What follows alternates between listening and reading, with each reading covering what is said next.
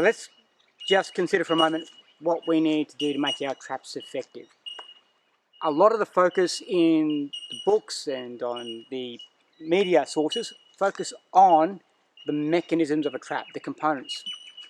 We need to go beyond that simplistic concept of understanding and that interest area of like hooking up little bits and pieces of trap componentry to make something go snap, whiz, all that other stuff.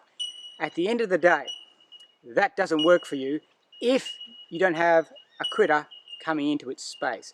So fundamentally, one of the things that we've lost in this art of trapping that we've been talking about is how to get the critter into the trap or even near the trap to ease its sense of caution so that it would approach your trap and risk some chance of getting involved in it. Now, there's very little written about this aspect of trapping. There's loose reference to it in Graves's material in terms of bait testing. But what I'm finding is this. When you try and do that realistically, there's basically two ways of approaching the bait testing concept. One is, like fishing, you put the bait you've got available out on the traps you've got set up and then adjust from there. So you find a bit of carrion that you can't consume. You use that as a bait for one of your traps. And then you just simply see what happens. So that's part of your concurrent bait testing concept. The second is to basically set up some kind of metric, some kind of testing plate, much like Graves describes in his work, and set out different foods on little stakes or in little areas, much like a tracker would do for an aging stand, and then preferably in an area that is clear dirt, so we can actually see what spore has come in over the course of a period of darkness, particularly, or early morning, early afternoon, and see what is showing any interest in what bait. And then we can basically use that. Now the bait itself this is where it becomes a challenge in a survival context. The bait we're going to bring in to our trapping systems is already extant in the ecosystem. Why is that a problem? Because of this simple reason. Why would the animal go where there's been clearly some kind of abnormal behavior, a whole stack of scent disruption, and a whole stack of other issues that would raise red flags in its awareness, to get the same food it can get over there where there's none of that? So you've got to basically follow a couple of key concepts with the idea, which is path of least resistance, first and foremost. You've got to make this so easy that it's actually worth the animal's time and the risk it's going to perceive. And if you don't think it's going to perceive the risk, you're barking up the wrong tree. They're not stupid. They live in this ecosystem. You're the guest. You are the newbie on the street. You have no idea how they think, feel, operate, and do life. You've got to learn real quick. So you get them into that space by making it easy. So sometimes that can be a big piece of opportunistic carrion, for example. And you're playing the game of, look, something's died here, free meal, come and get it. So you're creating a bigger smell, bigger footprint of that particular bait.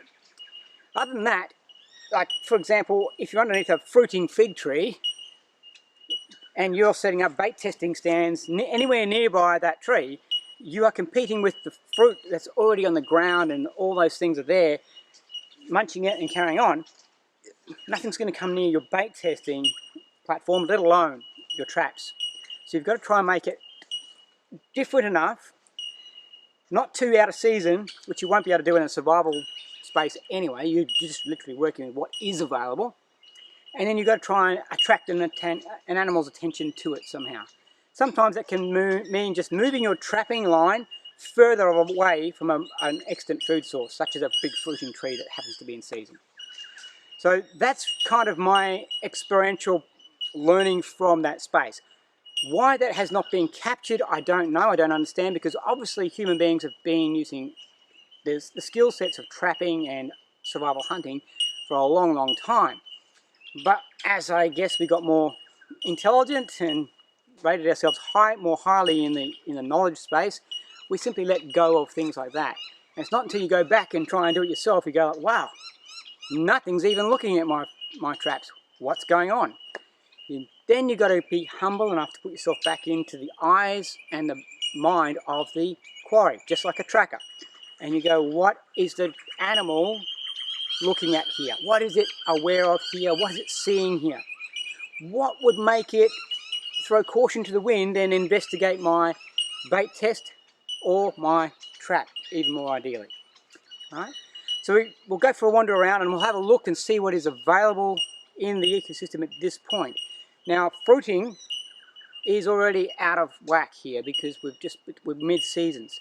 But we might be able to find some carrion and look at what is coming and going in that space, and we'll talk about those areas.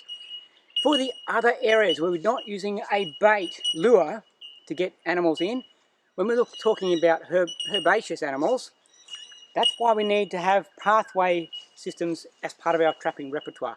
We're not going to get those things to come and eat this particular piece of grass. So we've got to target them in a different way. So remember, we have two basic ways of doing it: pathway trapping and then bait trapping. So we lure some animals to our trap. Others, we have to be observant of their movement patterns, and we target channels and choke points on their movement routes. We'll look at both during the course, and that's basically our two areas. So don't worry about trying to bait test different types of grass, just in case that's crossing your worried mind. All right, let's go and have a look and see what else we can find. All right, so we're out looking for bait. However, as we do with all things, there's no sort of clear lines with this. Up behind me in that tree, there's a whole stack of bell miner birds going absolutely nuts. Now that usually is indication of something like a lace monitor targeting their nest. It may be a territorial dispute, but if I sit here long enough, I'll see what it really is. Now, from what I can see, it looks like there's a lace monitor right up in the high branches of that tree. That already tells me that there's options here. One thing that is incongruent is down here, there's a dead animal. Why is a dead animal interesting? Well, for starters, for me, from a trapping, fishing point of view, that's a whole stack of bait. It also might be bait for that goanna, or that lace monitor. In terms of my trap line, I'll include in it one of those systems that will target that species specifically. Now maybe this doesn't smell enough yet, although it's fairly on the nose here, or he's just been disturbed by me approaching here and going up that tree on the way to this. I don't know. But we'll use this animal as part of our bait testing. So remember, we can do that two ways. We can start to set traps, and I would think that would be logical. And we can also leave a portion out to see what else is in the environment. Some information is positive, some information is negative. When things aren't going to our bait, that is what we call negative information in the intelligence space.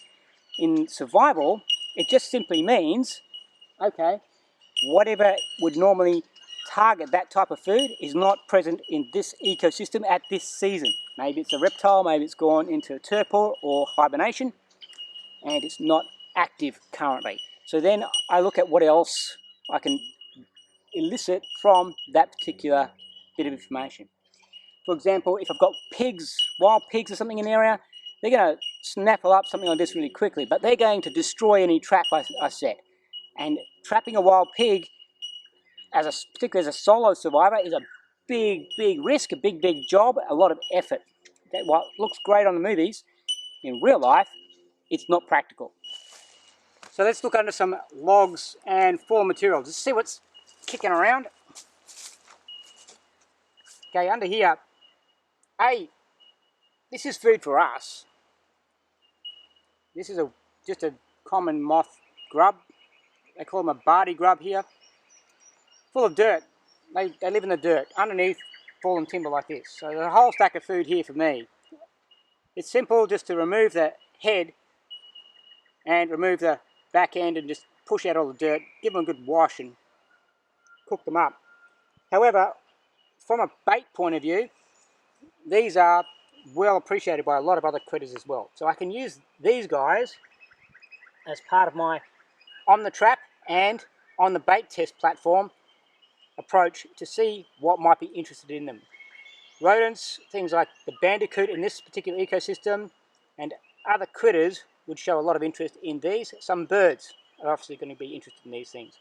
So when we put our bait testing platform out, we also need to be very cognizant of the time of day or night that we are targeting. That's part of the process. So we'll see what is interested and at what period of the day or night. Other indications of things we can tap into are things like this giant land snail. It's been hammered open. This is not accidental. This has been used, well, these logs have been used as an anvil. Here's more of the shell down here, probably by something like a crow, to actually bust the shell open and get the critter out from the inside. So we can use that then as bait for our fishing, for other traps, and for our bait testing platforms as well. And just because we are looking for something to actually bait test our traps with, it doesn't mean we discard things like feeding and digging. Okay, this is a bit of digging, so it's a feeding sign. I'm interested in what animals are eating. It might be tied to a grub or an insect that's being dug for, or roots or tubers. All those things allow me an opportunity to expand my understanding of what is going on in that ecosystem. What is the prey animal? What does it eat? Where does it move and live? All right? So just because we look at the narrow paradigm of bait testing, when you're walking around looking for clues as to what to bait your traps with, please do not discard or discount all the other information layers about what's in that ecosystem, and that comes down to your ability to track effectively. So there's a great sign. We can use that information to help us fine-tune our decisions about what we're going to trap and how we're going to trap it. So as we're moving around the area, we're looking for food items potentially for our prey animals, for our traps, but we use our full range of sensors that I just alluded to. Now, from about 100 meters back that way, I could smell a dead animal.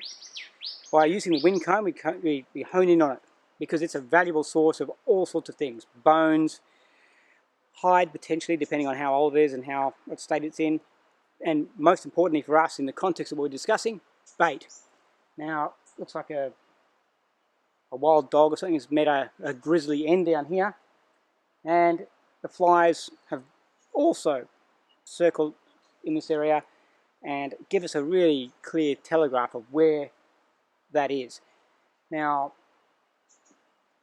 in terms of baiting, that gives me a whole stack of information. That's bait for immediate traps and the testing traps we want to put out for our fishing systems if we've got that access or got that option.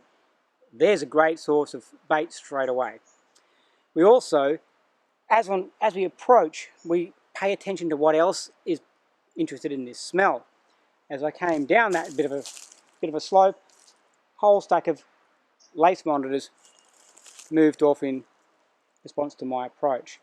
Now that tells me that they're active in the area and that they're interested in that type of carrion, which is their lot in the ecosystem. So nearly every ecosystem you go to has some form of carrion consuming critter. That guy is often the key target for a lot of our trapping in survival, in real survival. I'm not talking about the hobby stuff. In real life and death situations, we need food. Now I can't eat that, it'll make me sick. I can eat what eats it, and that's far more palatable, far more tolerable, and probably going to be a lot more beneficial to me. So I can take a bit of that, and if you know anything about the way lace monitors and a lot of these carrion species work, they tear what they find apart and they move it off into all sorts of quadrants around that food base, usually within 30 to 50 meters, because they're quite possessive of their food and they know that other critters come in. So they move a bit off. There'll often be a dominant animal that will stay in and take ownership of that. Now, as the carrion gets pulled apart and consumed, that whole activity base lessens. But I can still utilize base knowledge and understanding through observation of what's going on and where they're moving things, who's in charge, who's going to come in, grab some stuff and go away, those are my targets, because I can come in, take a bit of that prey animal and move it out and set it as bait in one of my traps, and then I've got dinner. Simple concept, again, one of those things overlooked, misunderstood. So that's bait testing in a nutshell.